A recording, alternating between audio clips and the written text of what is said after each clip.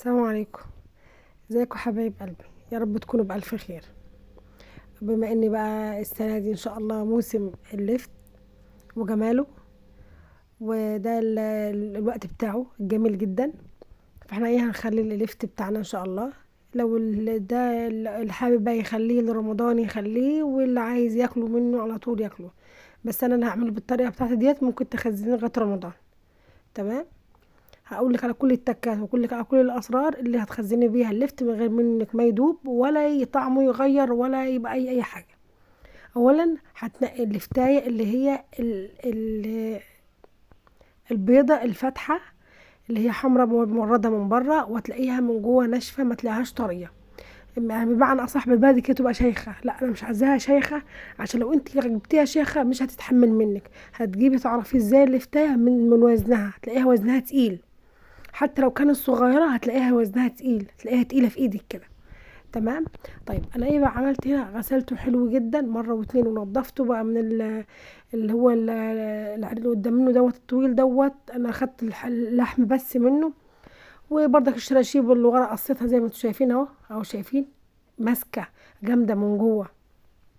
طيب ليه بقى؟ هو ده اللفت ده اللي يقعد معاكي سنة، يقعد معاكي، يقعد زي ما يقعد، ولا يبوظ ولا يجرى له اي حاجة. همسكه كده كله، اغسله واقطعه زي ما انتوا شايفين. دي البطرمات بتاعتي انا غسلها بميه ونقعها بميه وخل. غسلتها بميه سخنه وعملتها بخل برضو.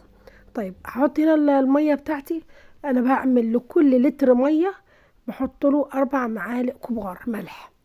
ممكن ناس تقولك الملح ده كبير، ده كتير. لا، هو الملح ده مش كتير. بما انك انت هتخزنيه، لا الملح ده مش كتير. ليه؟ لان لو انت قللت لا اللي هيدوب، الملح معاكي هيدوب. فانت حتى لو انت مثلا حاسه ان هو ملح شويه، ممكن ايه، هو ما تطلعيه تحطيه في حبه ميه، الحدق بتاعه يبقى اقل شويه. تمام. ممكن تخليه بقى تاني وبتالت براحتك زي ما انت عايزه. طيب انا هنا بقلب كويس قوي، وبحط برضك معلقه سكر، عشان خاطر معلقه السكر دي بتديني قرشه، اللي بتحافظ على القرشه بتاعته، ما بتخليهوش يدبل خالص. يبقى 4 معالق على كل لتر ميه، 4 معالق من الملح كبار، ومعلقه من السكر. خلاص مش هحط اكتر من كده لانه مش محتاج اكتر من كده. وزي ما انتم شايفين يعني حلو جدا وجميل وزي العسل. هقلب كويس قوي. تمام. واجي ايه، مشربه اللفت بتاعي على قد بقى ما بتاخد. هو ما شاء الله البطرمانات ديت يعني كنت اظنها ان هي صغيره، ولكن خدعتني وقتها كبيره ما شاء الله، وخدت كميه الميه كلها، ال3 لتر خدتهم كلهم. هظبط كده لغايه الاخر. انا حطيت البنجرايه من تحت، نسيت ما اقولك ان تحطي البنجرايه من تحت. ليه؟ عشان خاطر تورد لك اللفت كله. لو انت حطيتيها من فوق هتحسيها ان هي مبقعه مش هتنزل تحت.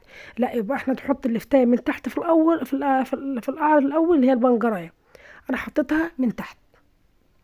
تمام. عشان خاطر اهي، عشان خاطر اقلبها بقى اهو من تحت اهي، عشان خاطر تبقى تطلع لي من فوق، تدي لون كل البطرمانات. ودي تقليبه حلوه كده. دي يعتبر بقت معايا حبه ميه قليلين. عملت ميه تاني بردك وكملت اللفت بتاعي اهو. لو كنت بقى وصلت لغايه هنا ما تنسينيش في لايك، واللي ما اشتركش في القناه يشترك في القناه ويفعل زر الجرس عشان يوصل لكم كل جديد. وكل سنه واحنا طيبين، ورمضان يا رب يعود علينا بألف خير. وان شاء الله انتظروني في وصفات تانية كتيرة جدا جدا، كلها ان شاء الله عشان خاطر فضل شهر رمضان الكريم، وعشان خاطركم هعمل لكم ان شاء الله احلى واجمل وصفات اهو. تقليبه حلوه كده، لازم تدوب الملح كويس مع معلقه السكر، وتكملي البطماط بتاعتك تغطيها على الاخر، ما تخليش فيها هوا، وتكتميها كويس اهو.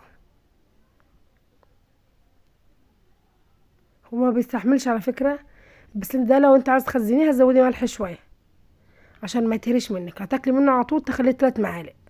هتخليه لرمضان لا يبقى 4 معالق ملح. ولغاية هنا الفيديو انتهى بتاعي، واشوفكم على فيديو جديد، والسلام عليكم ورحمة الله وبركاته.